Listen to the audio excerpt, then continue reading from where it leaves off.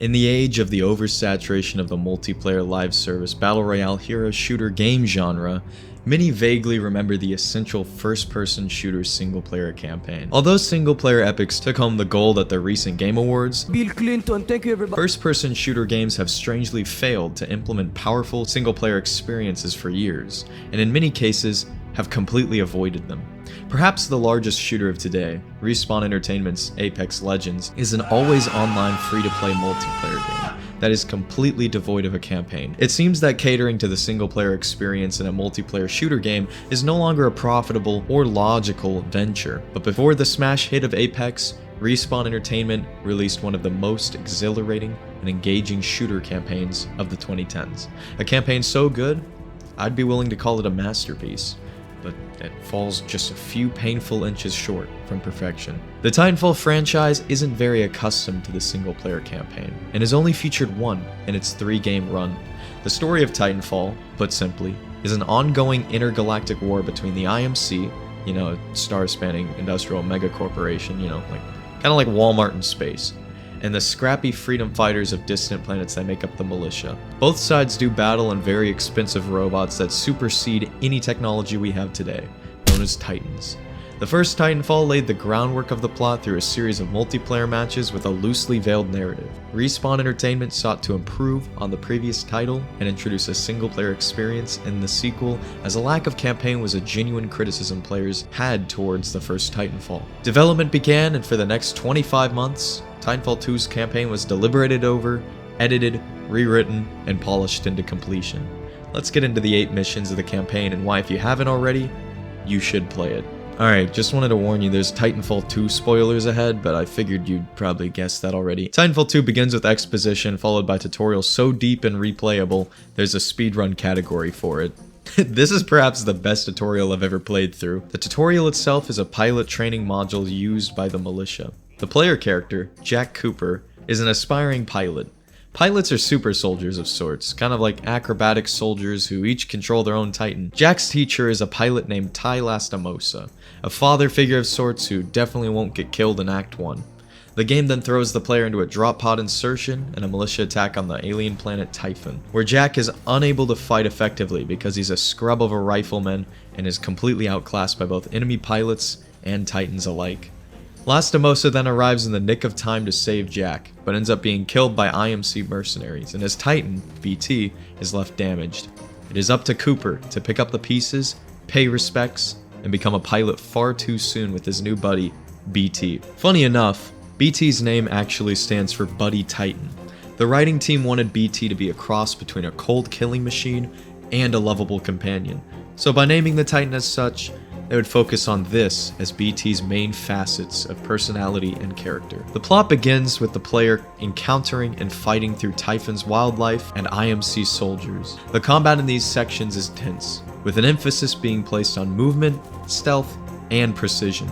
Each arena is adorned with zip lines, walls to blitz across, and more to enable trapeze levels of acrobatics. Starting with this first mission, the level design of Titanfall begins to make every arena feel as intricately designed and woven as a McDonald's play place. There's all sorts of walls, tunnels, tubes, and you gotta punch a few kids before you could take the slide. The combat goes hand in hand with this level design, as the IMC and enemy AI characters will only attack or lay fire on positions they suspect you to be in. This is why the default kit gives you cloaking for almost the entire game. If you aren't playing on the hardest difficulty though, you are not doing it right. Crank that up and the game will challenge you to be clever and outsmart enemies with your limitless pilot kit in ways easier difficulties simply don't. At the end of the first mission, BT teaches the player how to play as a Titan, and gives the player a taste of Titan combat. The gameplay slows to a crawl here from the high speed of pilot maneuverability, and while the dichotomy between pilot and Titan gameplay is fantastic in this game, the amount of options and blistering speeds of playing as the pilot are far more interesting and entertaining to me in this game. Nevertheless, the player continues their journey on Typhon as the plot develops into sort of a buddy cop movie style mystery, where Cooper and BT are trying to survive and are forced to get to know one another. BT constantly addresses Cooper as pilot, and Cooper runs into several language barriers with the Titan. Pilot, exercise caution. You can say that again. Pilot, exercise caution. Titanfall 2 then begins throwing new enemy classes, enemy titans, and intense gunfight sections into its level design, all the while scattering secrets and unlockables throughout hidden areas. The campaign progresses with the player venturing into a massive home assembly line plan, where Titanfall begins to throw the kitchen sink at you. Moving walls, parkour challenges, and new enemies. This mission continues BT and Cooper's quest to uncover an IMC mystery while policing the streets of this side of Typhon. While this level is fantastic, the following mission is the level most remember when thinking about this game. What can I say about Effect and Cause? This is perhaps the most interesting and surprising mission in the entire game. Right when you thought the game was out of punches to pull, the game begins dabbling with time travel. The mystery of an abandoned research facility unfolds slowly as players are forced back in time by temporal anomalies to a clean, pristine facility bustling with life and energy. After delving deeper into the facility, you find... Anyway, after taking his time shift device, the player trades their cloaking for a game-changing ability. You can now travel back and forth in time, at will, from before the facility crumbled to the ruins of the present. This is when this mission becomes the best mission in the game, and practically splits into 2 levels playing at the same time. In the present, you'll fight decaying security machines and fierce wildlife in the dark hallways, and in the past, the player will have to fight through waves of IMC soldiers in pristine, brightly lit rooms. The best section of this mission is the musical elevators section, as I like to call it. It's tense, difficult, and you'll be zipping back and forth through time in a frantic struggle for survival. Then the game throws time travel puzzles at the player before tying it all together in a time travel titan battle? Yeah, it's crazy. It hurts my brain. Titanfall combines game mechanics beautifully and seamlessly. The game introduces and mixes new mechanics with old ones to make for intricately weaved, multi-layered gameplay, kind of like a Titan lasagna. The time travel also lays out the story, where the previous holder of the time travel device, Anderson, was seen investigating the facility, searching for information on a secret superweapon, the Fold weapon. As you battle the IMC next to the Fold weapon, it goes off in a freak accident, and this is the part I remember most from Titanfall 2.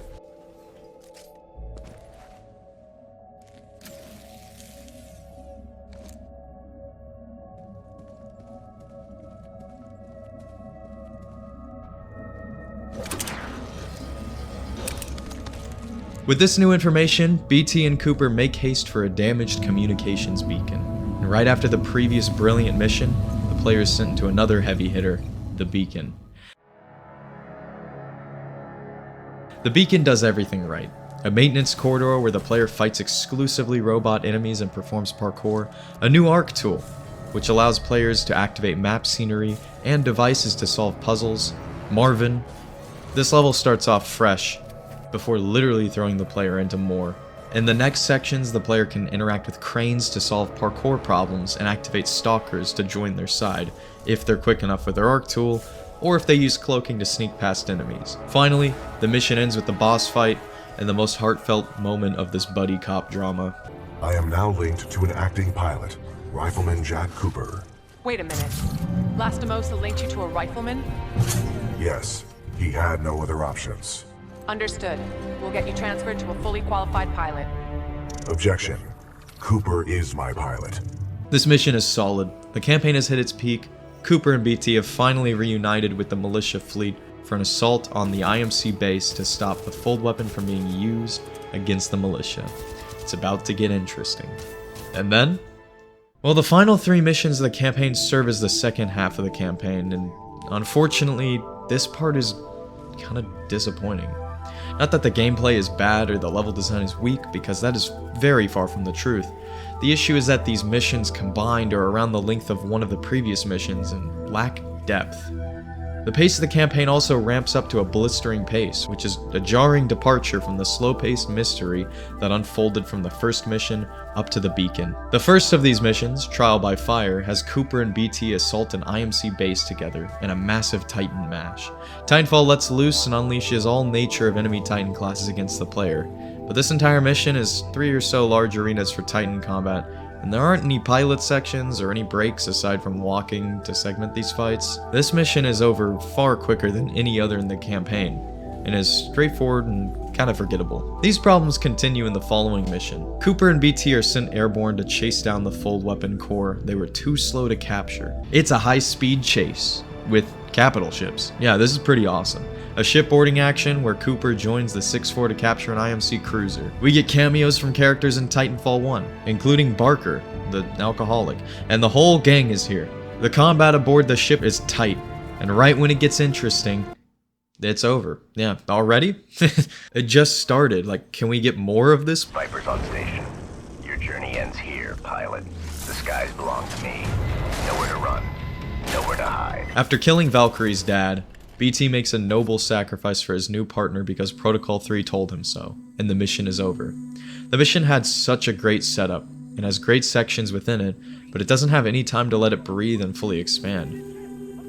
Finally, the last mission, the fold weapon. This is the last mission of Titanfall 2, and possibly the last mission of the Titanfall franchise. In the final mission, we finally reconvene with the main antagonists, where a mangled BT does everything he can to defend Cooper while stopping the IMC from completing the fold weapon. Unfortunately, this is sad, but we don't have time to contemplate our loss. Someone set the room on preheat to 475 degrees. BT then calls Jack and gives his deputy his data core, along with the seer kit. The kit holds the sacred weapon. Finally, a Titanfall 1 classic returns. Legal aimbot, a parkour speedrun, BT in one hand, smart pistol in the other, a run against time to save the militia fleet, save BT, and stop the fold weapon. I love this section. The commander of the fleet informs you they have one last Titan in the racks before dropping it into the field. Aside from the tutorial, this is the only time in the campaign the player can call a Titanfall. Also, the Titan looks familiar. Is this the same one from the tutorial? Look up to the sky. There he is. That's some pretty impressive foreshadowing, Respawn. One data core later and boom, BT's back. Wait, already? Talk about a cheap death, Respawn. They killed him off for like 4 minutes. If I'm being honest, I think this mission should have not been the last one. The loss of BT would have been far more significant for the player if they had to fight through at least an entire mission without them. Perhaps they'd be pit against a Titan with nothing but anti-Titan weapons in their pilot kit at the end of the mission to further emphasize how important BT was to the player while challenging the player with something significant. Then, the final mission could come in after this where the game brings back BT for a final fight. Regardless, this is how the game went and we're not living in that alternate timeline, so after boarding BT2, it's a Titan party. The player rolls through an army of IMC Titans in a few arenas before taking down the final boss. The mission is alright, I suppose, but yet again it is really held back by its critically short length.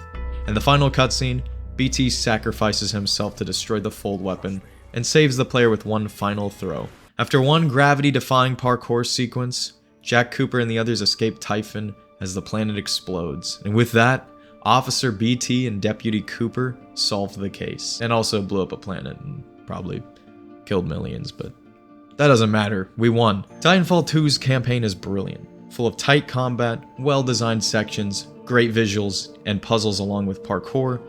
It is really just the purest form of fun. In designing the campaign, the developers were attempting to craft shooter sections along with puzzle elements that complemented both the combat and movement of the game.